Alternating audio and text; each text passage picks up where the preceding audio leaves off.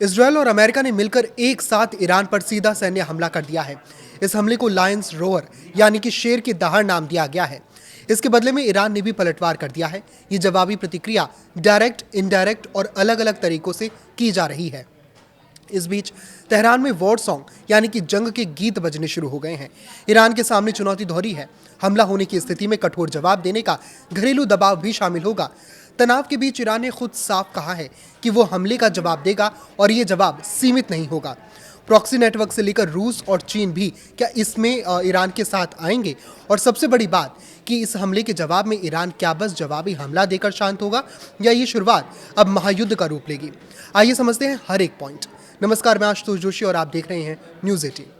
Reports के मुताबिक America और इजरायल की तरफ से तेहरान, इस्फहान, क्रोम और खुर्रमाबाद समेत कई शहरों पर मिसाइल और एयर स्ट्राइक की गई है।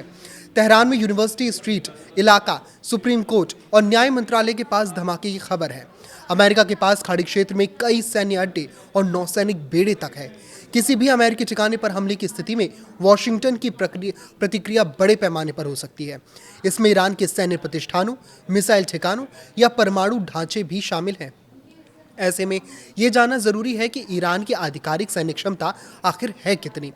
ईरान की पारंपरिक सेना के साथ साथ इस्लामिक रेवोल्यूशनरी गार्ड कॉर्प्स यानी IRGC उसकी रणनीतिक ताकत का सेंटर पॉइंट है। बैलिस्टिक मिसाइलें भी ईरानी ताकत का हिस्सा हैं। शाहाब, कियाम, इमाद और खुर्रम शहर सीरीज की मिसाइलें 1000 से लेकर 2000 किलोमीटर तक या उससे ज्यादा रेंज तक मार कर सकती हैं, जो इजरायल और खाड़ी के अमेरिकी ठिकानों को कवर करती हैं। इसके साथ ही क्रूज मिसाइल और ड्रोन की ताकत भी लैस है। कम ऊंचाइयों पर उड़ने वाली क्रूज मिसाइलें और शाहोद जैसी लंबी दूरी के ड्रोन सटीक हमलों के लिए उपयोग किए जा सकते हैं। अगर बात समुद्री क्षमता की करें तो तेज नाव, एंटी शिप मिसाइलें और समुद्री माइन से खाड़ी क्षेत्र में दबाव बनाया जा सकता है। ईरान के संभावित लक्ष्यों में इजरायल के सैन्य अड्डे और एयर डिफेंस पोस्ट शामिल है। खाड़ी देशों में अमेरिकी बेस जैसे कतर में अल उदेद एयरबेस और बहरीन में नेवल सपोर्ट एक्टिविटी टारगेट पर है। फिर भी एक्सिस ऑफ रेजिस्टेंस यानी प्रॉक्सी नेटवर्क के जरिए जवाब भी दिया जा सकता है। ईरान की रणनीति का अहम हिस्सा उसके क्षेत्रीय सहयोगी समूह है। इन्हें अक्सर एक्सिस ऑफ रेजिस्टेंस कहा जाता है। ये मॉडल ईरान को डिनायबिलिटी देता है, यानी सीधे युद्ध में उतरे बिना जवाबी कार्रवाई करना। लेबनान में एक्टिव हिजबुल्लाह के पास हजारों रॉकेट और मिसाइलें हैं जो उत्तरी इजरायल को निशाना बना सकती हैं। गाजा पट्टी में हमास लड़ाकों के जरिए दक्षिणी इजरायल पर दबाव बढ़ाया जा सकता है। यमन में हूती लड़ाके लाल सागर में जहाज रानी और इजरायल से जुड़े बड़े लक्ष्यों पर ड्रोन या मिसाइल हमले कर सकते हैं। इराक या सीरिया में शिया मिलिशिया समूह अमेरिकी सैन्य ठिकानों पर रॉकेट हमले कर सकते हैं।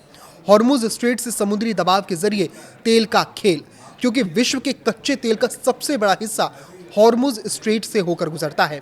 ये ईरान की खाड़ी और ओमान की खाड़ी के बीच स्थित दुनिया का सबसे महत्वपूर्ण तेल चेक पॉइंट है, जो उत्तर में ईरान और दक्षिण में ओमान UAE को अलग करता है। ये संकरा जलमार्ग वैश्विक तेल आपूर्ति का लगभग 20 से 25% हिस्सा संभालता है, जिससे ये ऊर्जा सुरक्षा के लिए बेहद संवेदनशील स्थान बन जाता है। अब सवाल है कि अमेरिका आखिर इजरायल संग जय वीरू क्यों बना फिरता है? ईरान पहले भी तनाव बढ़ने की स्थिति में यहाँ टैंकरों को रोकने, समुद्री माइन बिछाने और नौसैनिक अभ्यासों के जरिए दबाव बना चुका है। अगर तनाव बढ़ता है तो तेल आपूर्ति बाधित हो सकती है। वैश्विक तेल कीमतों में उछाल आ सकता है। सऊदी अरब और UAE जैसे खाड़ी देशों की ऊर्जा व्यवस्था जोखिम में आ सकती है। फिर ईरान साइबर हमलों की क्षमता भी रखता है। इसके साथ ही ऊर्जा ग्रिड, बैंकिंग सिस्टम, बंदरगाह और सैन्य नेटवर्क को निशाना बनाया जा सकता है। इस बीच एक और सवाल है, क्या रूस और चीन ईरान का साथ देंगे?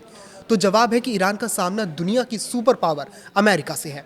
ऐसे में ईरान के दो मुख्य सहयोगी रूस और चीन भी इनडायरेक्ट तौर पर शामिल हो सकते हैं। रूस के विदेश मंत्री ने हाल ही में अमेरिका को हमला न करने की चेतावनी देते हुए गंभीर नतीजों की बात कही थी। रूस ईरान का करीबी देश रहा है, वहीं चीन पिछले कई सालों से ईरान के साथ ऊर्जा और रणनीतिक साझेदारी रखता है। चीन और ईरान मिलकर हॉर्मुज स्ट्रेट और ओमान की खाड़ी में जॉइंट रूप से नौसैनिक अभियान भी करते रहे हैं।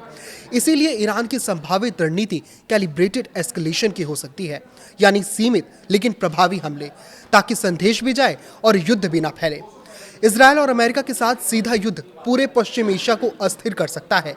ईरान के पास मिसाइल, ड्रोन, प्रॉक्सी नेटवर्क और समुद्री दबाव जैसे कई विकल्प हैं।